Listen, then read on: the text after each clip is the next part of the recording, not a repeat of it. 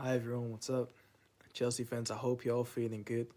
This is Xavier Mbuyamba, and you're listening to the Bluesday podcast. Enjoy.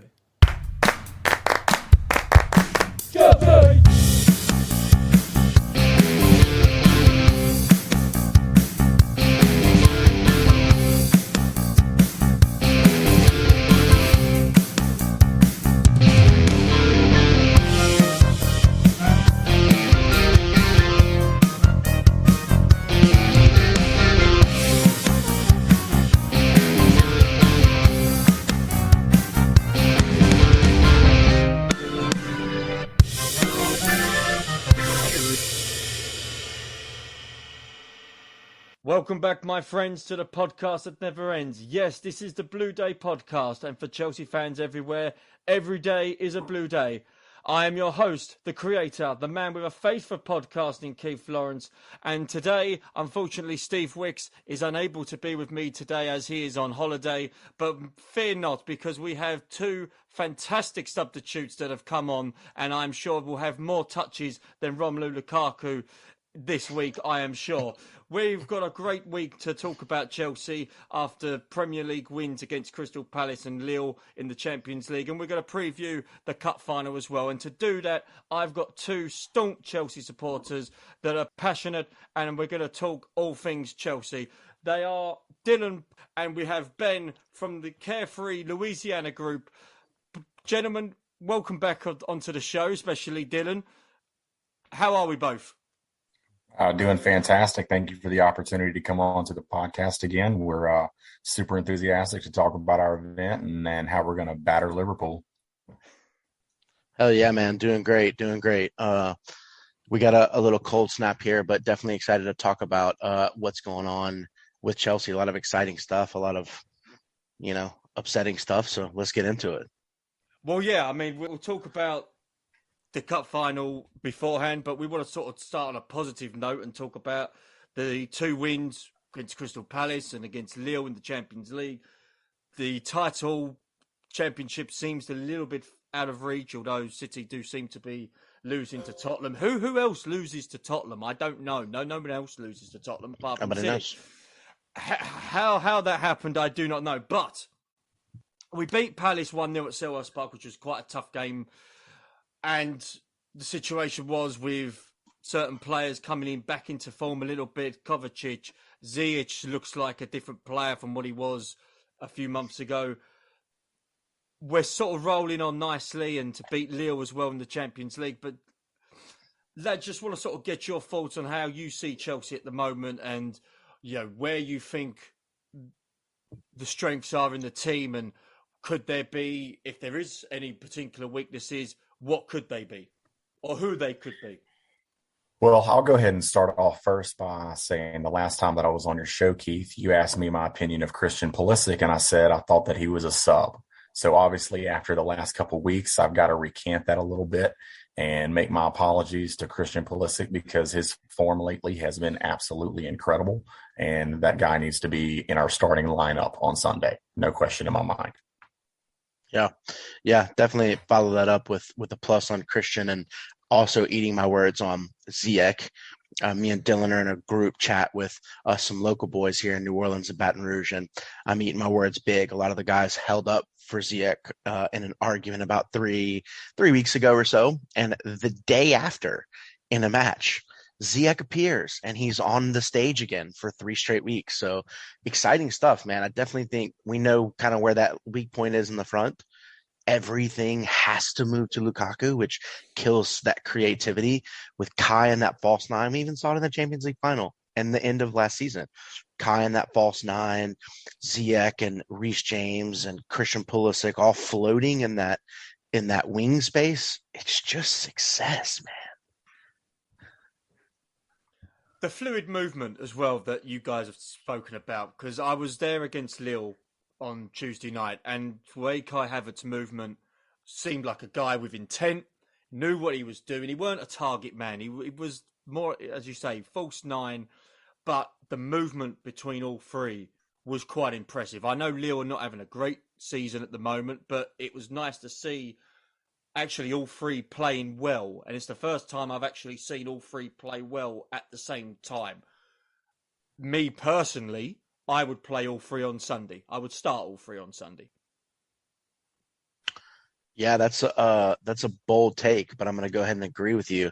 Why would we keep trying to get Lukaku on fire by putting these different characters around him and testing these formulas? Sunday's not the day.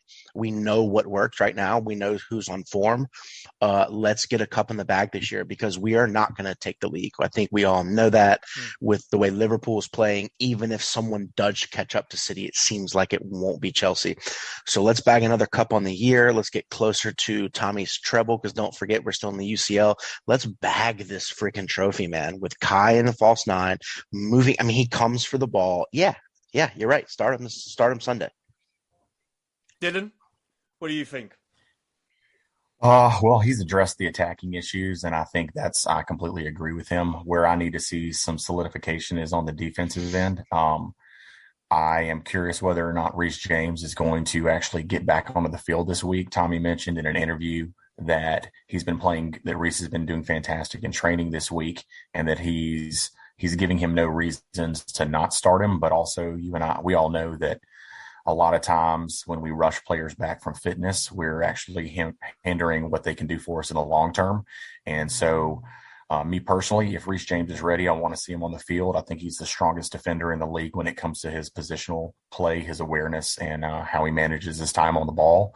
My question is whether or not he actually goes into that team.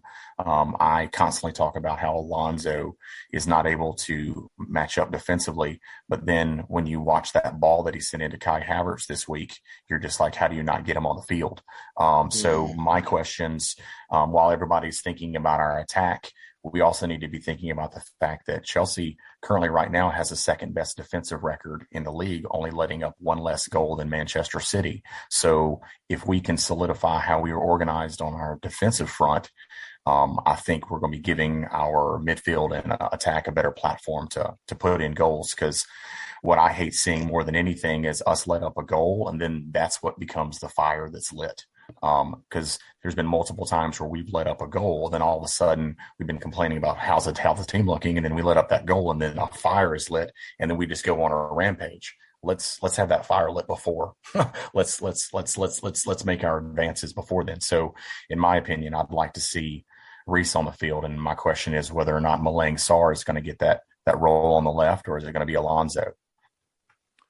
Well, Tuchel has confirmed today that everyone trained barring from Ben Chilwell, so that's a positive that at least Reece James is training consistently with the likes of Ziyech and Kovacic, because they were brought off during the game against Lille with suspected serious injuries, but thankfully not.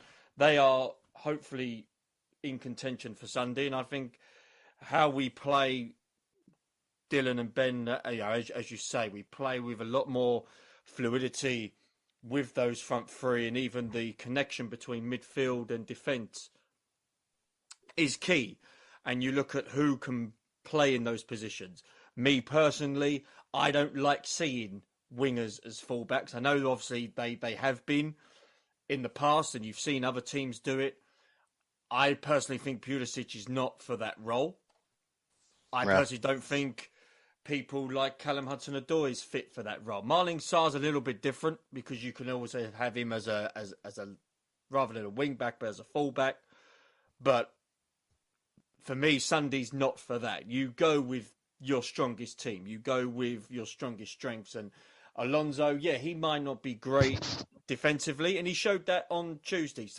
With some of the play, he allowed a lot of the space in behind him, and Lille tried to counteract that.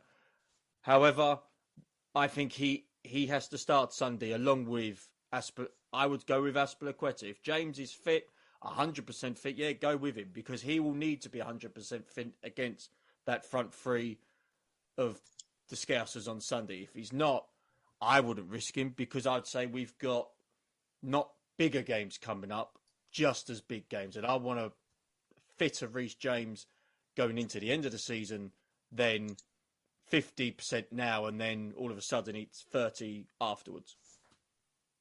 Yeah, that makes complete sense.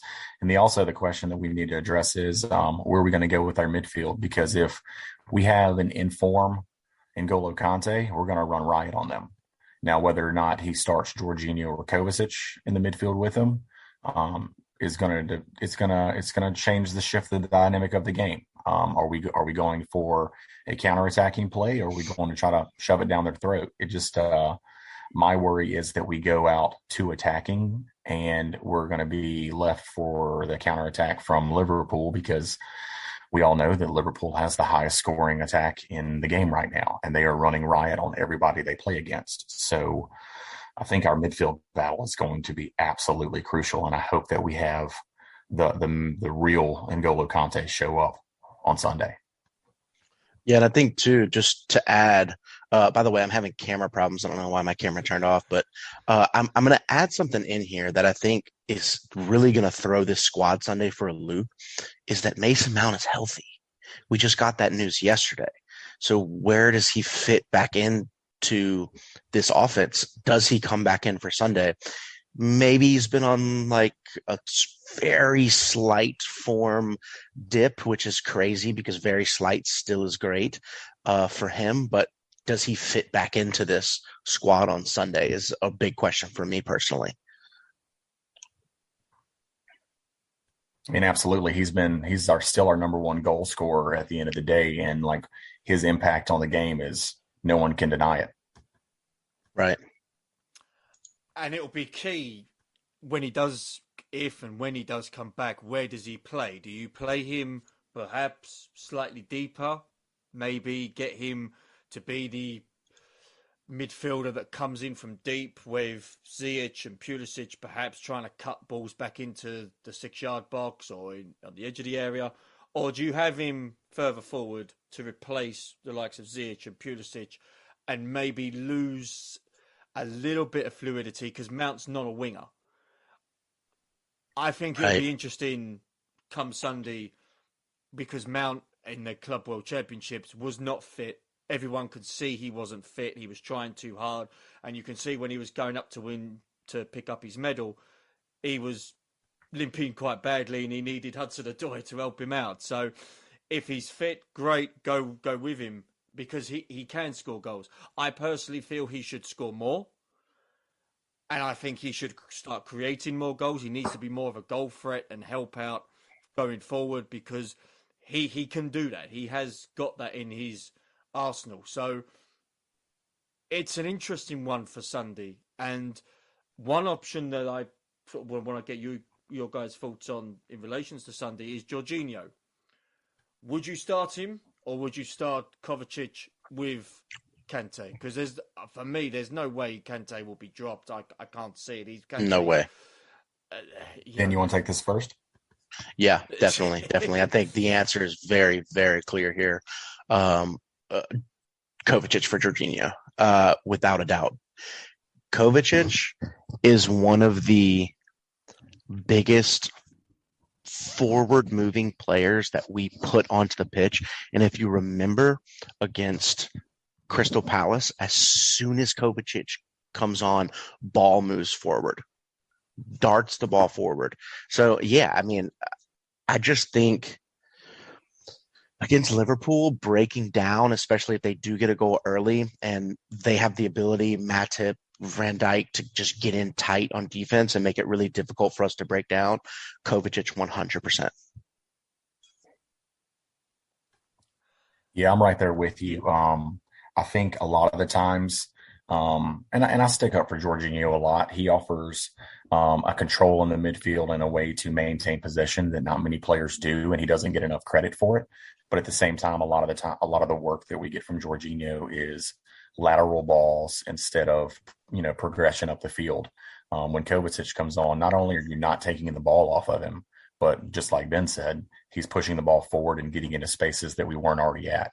So in my opinion, I feel like we're probably going to have some form of adaptation of a 4-3-3 this weekend with a 4-man back line with Kovacic, Kante, and possibly Mason Mount playing that midfield role just tucked in behind the attackers. And I think that might, if we do have a fully fit Mason Mount, I think that's probably our best midfield going forward. Interesting.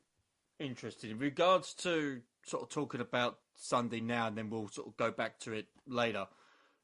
Who would you start in goal? Kepa has been the League Cup goalie sort of throughout the rounds. Mendy's obviously number one. I personally would put Mendy as the strongest goalkeeper, although Kepa has proved this season that there is a keeper there. It's taken him a while, because there's been certain seasons and certain moments where you're thinking, who on earth sanctioned this move to bring him in? But this season he has proved what he can do. He's been in the goalie for the cup games. Would you start him over Mendy on Sunday? Yeah, Dylan, you can take this. So I have been a bigger advocate for Kepa through his bad form than probably anyone in our group. I fully believe in Kepa's experience, but also, before I answer this question, do we have 3 subs or do we have 5 subs in this game this weekend? Top of my head, I think it's 5. So if we have 5, I think it comes to a scenario where we play Mendy for the game. And if this goes to a penalty scenario, we know who the best penalty goalkeeper that we have in our roster is. I think that's where it goes in a straight up just 90 minutes. There's no way to question who the better goalkeeper is. The positional awareness, the distribution, and the shot blocking capabilities of Mendy are unquestionable. The man gets clean sheets. He is a perennial winner with us this year. So it's kind of hard to argue anyone else in goal starting for us. But once again, if we have 5 subs and we can use that allocation and save that for a possible penalty situation, then I believe that, Kepa would be the guy. But between us 3, I don't think this game is going to go beyond 90 minutes. I think there's going to be a winner figured out in 90 minutes. I'm just hoping that it's a blue winner. Hopefully. It'll be interesting. I've been very critical of Kepa over the years. A few people that I know quite closely have said to me, Kepa will come good, and I haven't believed them. This season, he's starting to win me over a little bit with his performances and with his pretty much sort of dog-like performances where he's a man possessed and he will not let that ball go past him. And he's been superb in the games that he's played, and he hasn't done many mistakes. I would start Mendy. I would have started Kepa for the Club World Championships final because I think he deserved it. But obviously he played Mendy, and Tuchel explained why. But tomorrow, Sunday, got to play Mendy. Go with your strongest team. Yeah, I think that goes back to the point of let's not experiment here. We're going against a Liverpool side that doesn't need to experiment. They're in form. They know exactly who they're going to play. They know exactly the roles. Let's not experiment. And I guess Kepa's not an experiment. He definitely has shown form over the last couple of weeks. But I'm with Dylan and you as well. Mendy all day. And if we have 5 subs, it's clear who we sub in for penalties. Definitely put Kepa in. Yeah, and also going back on Kepa, when Kepa went through his bad form where everybody was doubting him, where he was letting up goals, we also have to think about the quality of the defense that was in front of him. He didn't have a quality defense, a true quality defense that was organized, that was communicating, that was providing him the mental fortitude to keep going. I play goalkeeper myself in little Sunday leagues. And when you have a defense in front of you that isn't communicating, that isn't providing you the support that you need, it drops your confidence. And so the defense that we've had in this last 2 years provided him the ability to get back in form, to feel secure in his position, and has allowed us to win all the trophies that we have right now. So I think there's a strong correlation between a strong defense in front of you and the mental capabilities of where a goalkeeper is, because more than any other position, goalkeepers are in their head. And if you don't feel confident in what you have in front of you, you're not going to be a successful goalkeeper. Good points. Well, it'll be interesting Sunday what Tuchel decides, and I think it's good that he's got well, I think for Mendy, it's been great to have someone like Kepa as a number 2, similar to what happened years ago with Cech being number 1 and Carlo Cudicini being number 2. When you've got somebody of good quality as a backup, it makes your game better, knowing that if you fuck up, there's always an opportunity for that number 2 to come in, and at least then the defence in front of the goalie knows that there's still some quality behind them. Mm-hmm. But speaking of quality, or the lack of quality that we've seen, especially this week, Romelu Lukaku. His performances, or lack of a performance, has been in the headlines for weeks and days, probably since the infamous interview on Sky Italia. I'm not going to dwell on the performance against Crystal Palace too much, because at the end of the day, we won the game, and that's all that matters over individual performances. I've seen Drogba have bad performances. I've seen Lampard, Terry, loads of legends of Chelsea have bad games. So I'm not going to digress to the point where I give my views on Lukaku, whereby I believe whether or not I think he's shit. I don't think he is. I was a huge advocate of him coming back, and I'm still a fan of his. However, does he seem he wants to be there based on his performances? He didn't come on at all against Lille, which I was surprised about. I thought he would have come on with at least maybe half an hour to go, 20 minutes to go against Lille, get a bit of a run out. The fact he didn't, and with the fact that Chelsea played seemingly better without him, where does he fit? Is he going to be? Should he be on the bench on Sunday? Should he, in fact, gentlemen, be on the bench for the rest of the season, depending on how Havertz does for the next few games? Yeah, I mean, it's Chelsea, right? So what we're expecting out of our lead man is goals and really strong performances. And we haven't seen that. And yeah, I was a strong advocate for him coming in too, because I do believe, especially with that raw video we have from 10 years ago when he first came to the club, that he does love Chelsea in some piece of him. But yeah, man, this not scoring thing, it doesn't work. It doesn't work. So as long as Kai Havertz, Ziyech, and these ancillary players fill in that goal spot for us, I don't see a point for him to be in. This is about goals. This is not about, giving him shot time and time and time again to underperform. I am losing faith. I love the guy, and I want him to be great for us. But this isn't like a 3-game JT slump. This is, 7 games, really bad publicity from some things that he said. It just doesn't seem like he wants to be out there, man. That's just what it feels like to me personally. I don't feel like he's enjoying his time. So yeah, I think leave him on the bench for now, man. I test him back out against Brighton. I don't know what to say about that. It's so difficult because we're getting goals from other places. And what is he there to do? He is literally the only reason he is there is to score goals. And the fact that no, go on. Sorry, Jim. No, I was just going to say that I think that we are forcing Lukaku into the game when he doesn't quite appear fit to me. And I know we're playing these long 90-minute games and he's staying on the field, but I feel like it's the best way to get the most use out of him while he's not putting the effort onto the field. So what was it the other day? He had like 7 touches for the entire 90 minutes that he was on the field. Against Crystal Palace, yeah. So why aren't we changing this to a scenario where we start the team that won us the Champions League final as best we can and, use him as a super sub? Like if he's going to come in and make an impact, well, then let's be, instead of 90 minutes of half stepping, why doesn't that turn into coming on in the 65th, 70th minute?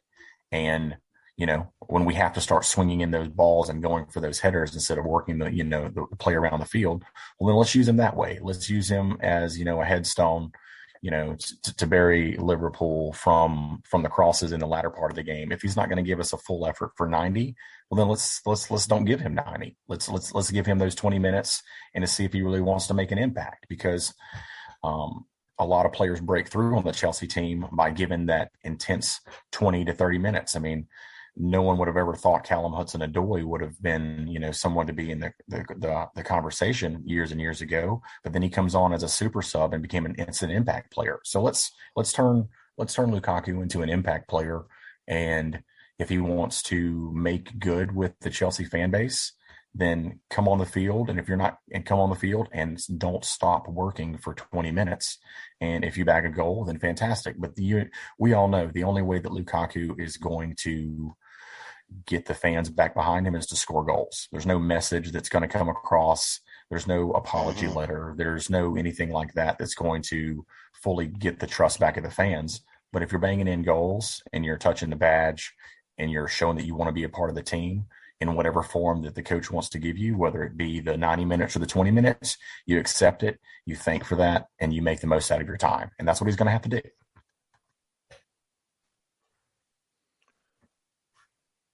Do you guys then predict that with the way your views are and with the way the majority of Chelsea fans feel about Lukaku now, is it best then to keep him sidelined for a little bit and then going forward, do you think it would be right time for him to go? I mean, personally, I would keep him, but all strikers have gone through bad patches before and we've seen it. I'm not going to sort of be too downhearted about. I'm still not downhearted about the interview that he gave. I think people have overreacted on it, personally, but I still think there's a player there. I still think there's a quality striker in there, but we haven't seen it, and I'm concerned that it's going to be another long list of failed attempts to get a 20, 30 goal striker that we've tried with Torres, with Morata, even as far back as Kesman in the early 2000s. Higuain, Falcao, we can give a million names here. Pato, it almost never seems to work out. And I don't know what it is about that damn shirt up front that cannot get 25 goals a season. It's ridiculous. If you guys remember, what was it, the 2014 season, the first 3 games, Ivanovic was the only goal scorer. I mean, this is the story of Chelsea. We score from the wings. We score from the sides. Like, I don't know what's going on. Do I think we should sell Lukaku? Absolutely not. My problem with my own statement is that does he create a problem for Tuchel because our board has a history of backing 100 million pound players over the man with the Hublot. So that troubles me because Tommy Tuchel has brought us immeasurable success that no manager in the history of our club has brought us in this short of a time period. So it scares me a little bit. I would definitely rather see Romelu go than Tommy. So I don't want to sell Big Rom, but if he puts Tommy in that position, dude, bounce.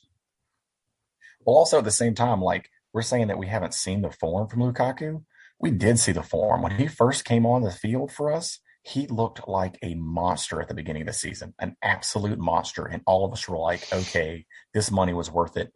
He's going to be that player that we need to be. And then he got injured. And he's never come back. He got injured. He made that interview while he was not getting minutes and trying to fight for stuff. And he never just quite found form. And then Chelsea figured out a way to win where they didn't need him. And he's having to do something that he's never had to do before, which was fight for his position. Everywhere he's been in the last, let's just say 5 years, he's been the guy. And now he's all of a sudden in a situation where he's playing for the champions of the world. And he's not necessarily the number one guy. And I think this may be a little bit of a humbling moment for a humbling moment for him as well.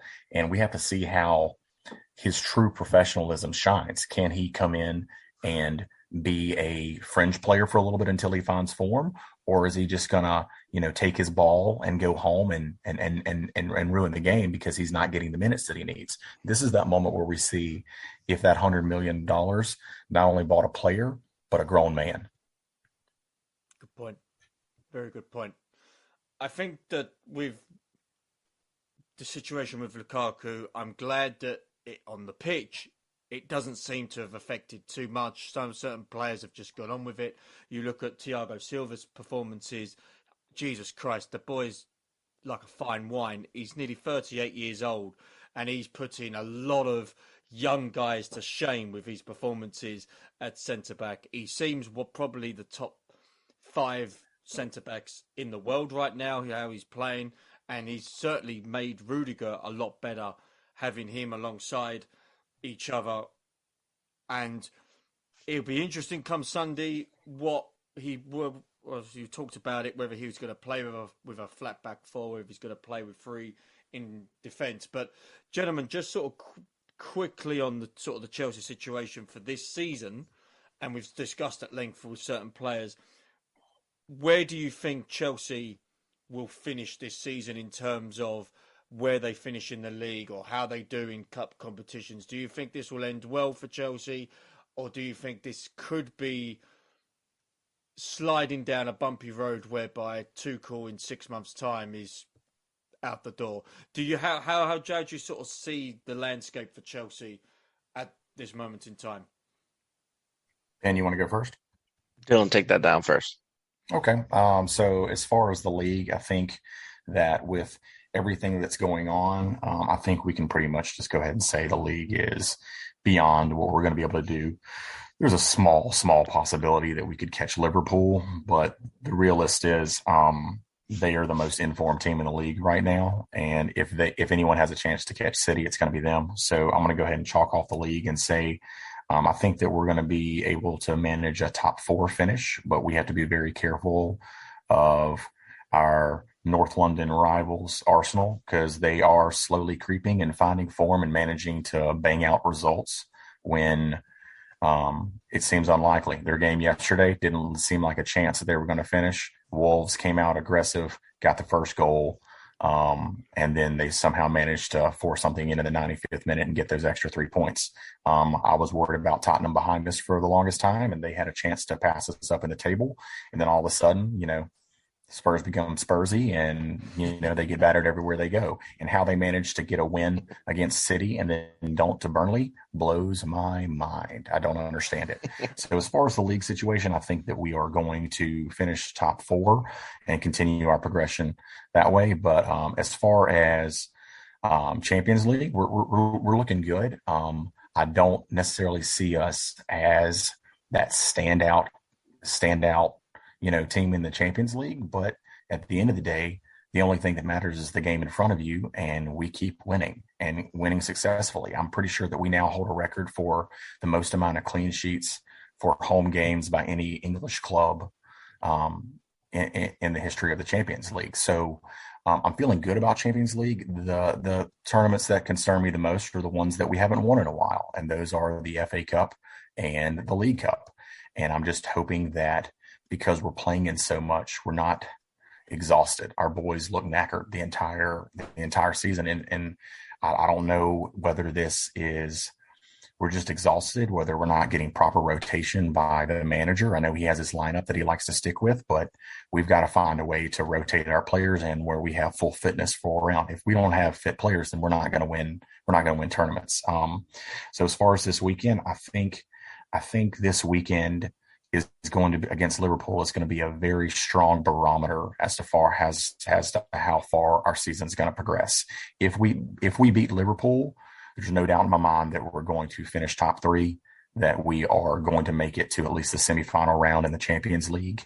But I need to see how this weekend goes before I can make a fair assessment, because if we have an in-form attack that just comes out and on all cylinders and firing, and a defense that shuts down every opportunity, there's no reason that we can't, walk away with the season with an extra 2 trophies. But right now, the way Liverpool looks, if I'm going to be, as non-biased as possible, even though we're on a Chelsea podcast, if you were just to look at the statistics, Liverpool are doing dangerous things right now, and it's going to be probably the toughest game that we've had all season. Yeah. I see the same thing, and what both of you guys have talked about. Man, we are exhausted. 4 competitions. This is a lot, man. I was saying months ago, and I know you domestic boys love your Moose Cup and your FA Cup, and FA Cup's my favorite competition. But I 3 months ago was saying I just could do without the Moose Cup. It takes so much energy from the players, and it's just that extra week game. We're in 4 competitions. We really just have to keep that in mind with a lot of injuries. So, yeah, man, we are just absolutely exhausted.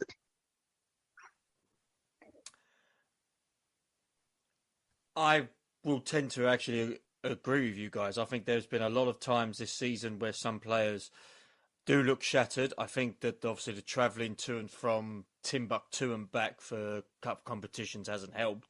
Although they do travel in style, it's still stressful and still tiresome to them same players.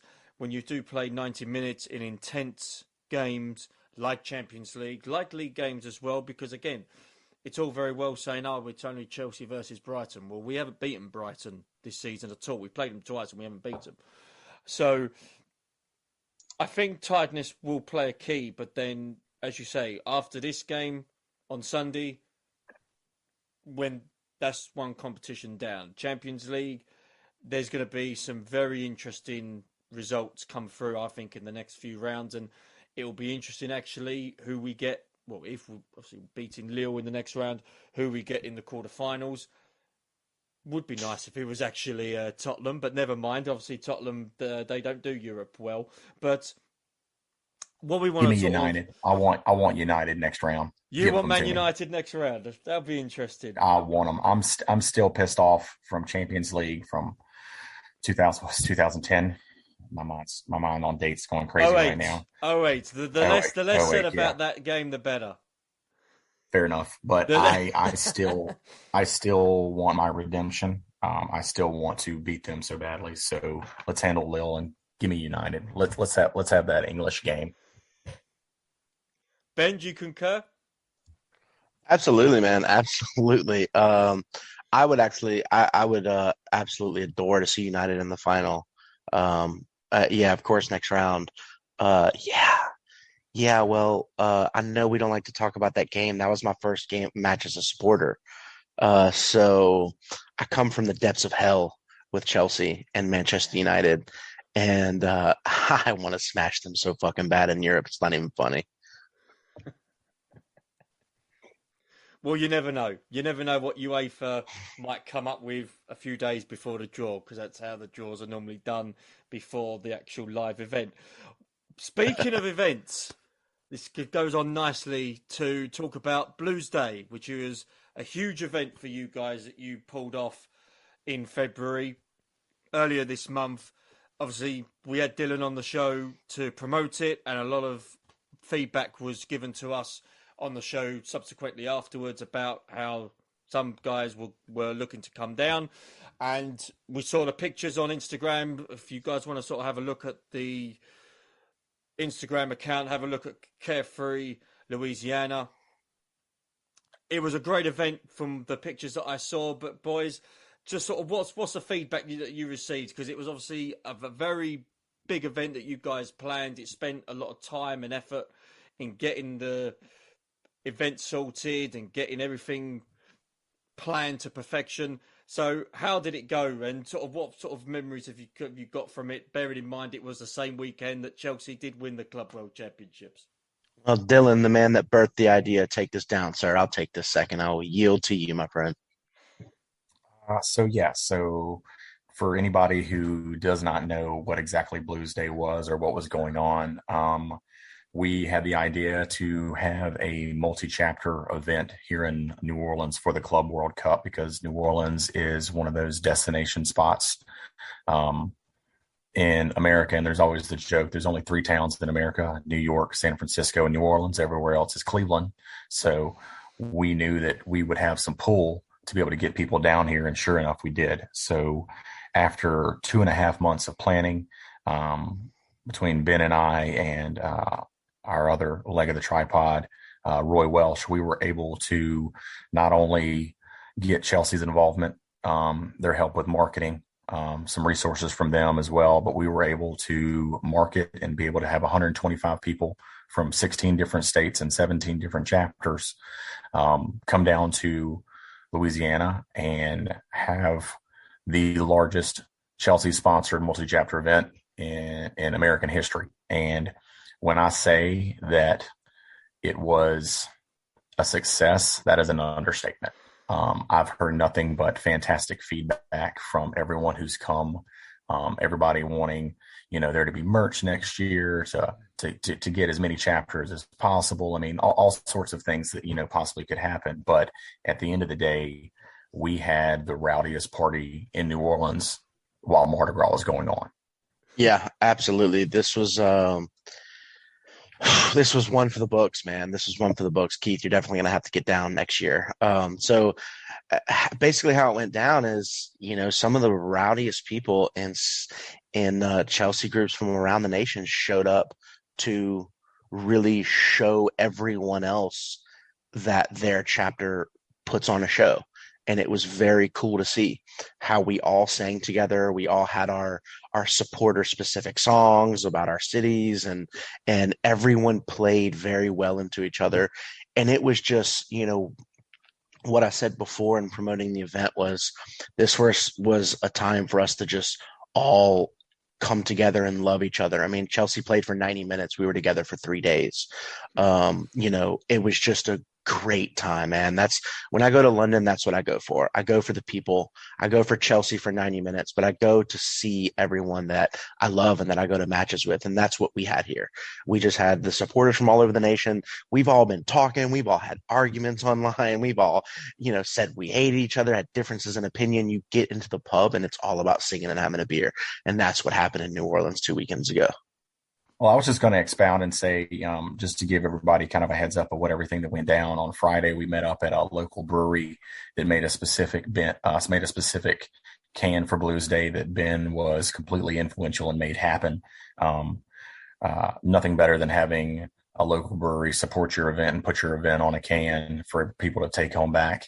The next day we got together in the French Quarter area of town and marched all the way to the pub that we're going to, loud and proud. And the New Orleans people are taking pictures and videos and, asking who we are and what we were doing because they thought we were affiliated with Mardi Gras because of how loud we were and where we went through.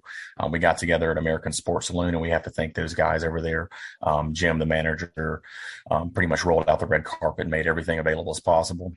Thankfully, everybody who did register allowed us to have the numbers to be able to present them. So we never ran out of beer, which is a very, very large plus. That helps.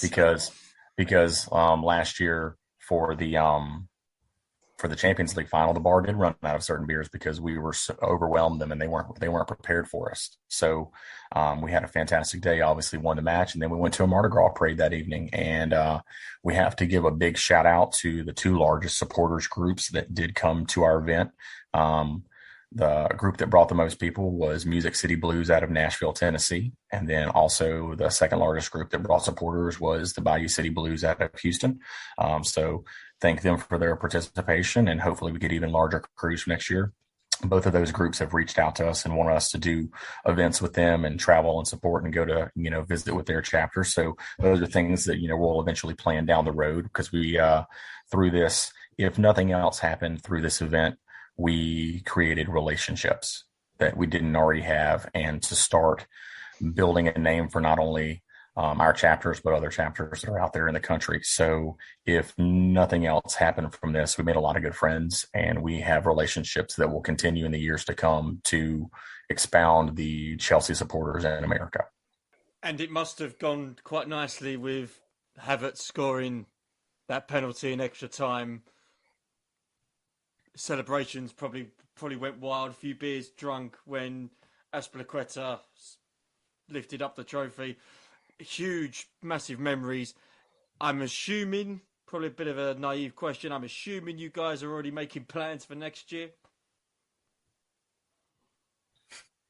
Yeah, absolutely. We've actually already had our meeting with the club and are seeing how they can help us for next year. And we've talked to, other chapters, and, we've already begun rolling. We were actually only about 5 days out when we started planning for next year. Fantastic. That's superb. Yeah, and the moniker that I'm keep saying, we're going to run it back, but next year it's going to be bigger, better, and bluer. I mean, we were able to manage to get 125 people down to New Orleans from all those different states with relatively, what was it been, 2.5 months, 3 months of planning? Yeah.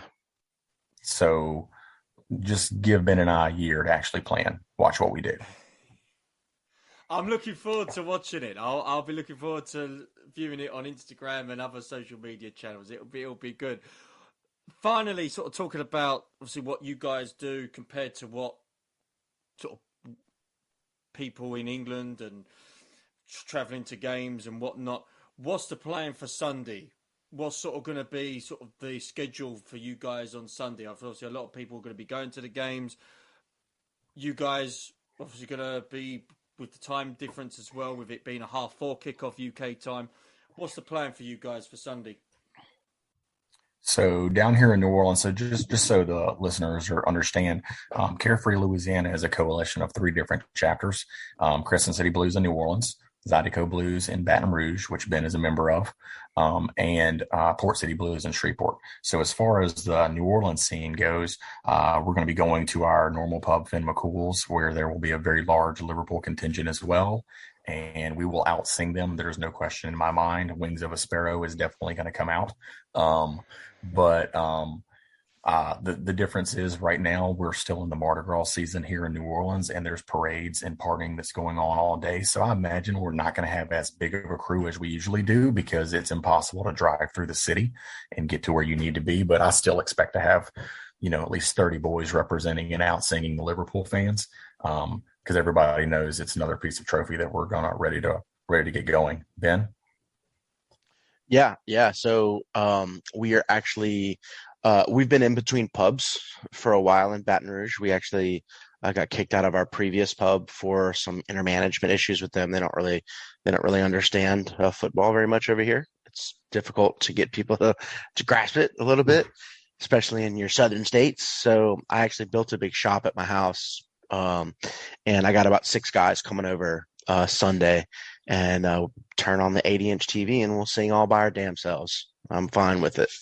That's fine. I think that'll be good for you guys. And again, if there's lastly going in regards to Carefree Louisiana and even Chelsea groups around the area, if there's anybody out there that is interested in joining, how can they get in touch with you guys and be part of a great group and a great movement that seems to be growing pretty much every month? I know Dylan, we spoke a few weeks ago, and the feedback that I received from our show and the feedback that you guys received from your Bluesday event, I mean, Christ, it's, as you say, it's growing and growing and growing.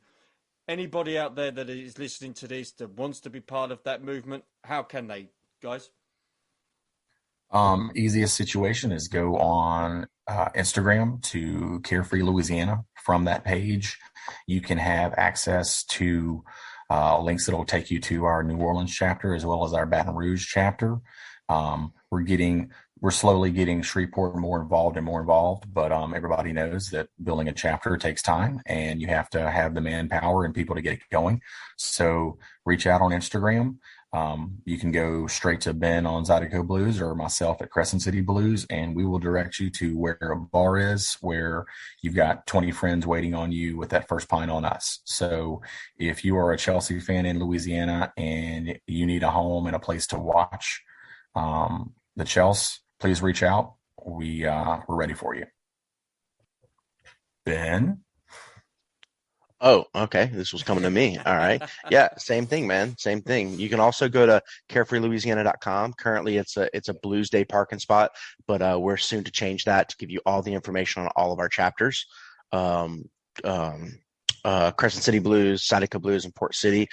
Port City is working on their presence right now. That they've actually got more members than Zydeco Blues. And Zydeco Blues, we were founded in 2013. We're the oldest group in Louisiana, and Port City's already doing better than us. They've really got something fantastic going there in Shreveport. So yeah, you can check out carefreelouisiana.com. It'll soon be updated, but you can still go there and recap the great events 2 weeks ago.